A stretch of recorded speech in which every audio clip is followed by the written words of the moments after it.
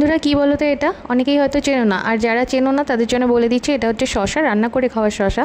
যেটা কিন্তু স্যালাড হিসেবে যে শশাটা খাই সেটা নয়, একটু ডিফারেন্ট। তো এই শশাটার প্রথমে খোসাগুলো ফেলে নিয়ে ভালোভাবে দেখো ছাড়িয়ে নিয়ে ধুয়ে নিলাম।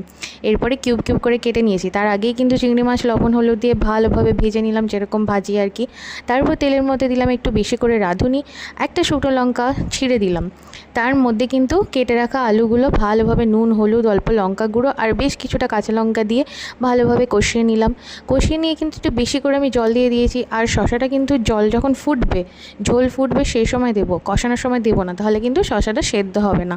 আর বিনা মশলা এই রান্নাটা কিন্তু করে দেখো, এত ভালো খেতে হয়। আর সেই সঙ্গে থাকবে তোমাদের পেট ঠান্ডা। এই গরমে কিন্তু বেশি মশলা খাওয়া একদম ভালো না। তারপর আমি দিয়ে দিলাম অল্প একটু চিনি, কারণ এই ধরনের রান্নায় চিনিটা মাস্ট। তারপর ভেজে রাখা চিংড়ি মাছগুলো দিয়ে দিলাম, দিয়ে আবার ঢাকা দিয়ে সুন্দরভাবে দেখলাম দেখো শশাটা সেদ্ধ হয়ে গিয়েছে। ঝোল কমিয়ে নিয়ে নামিয়ে নিলাম। এত সুন্দর খেতে, কী বলবো, ট্রাই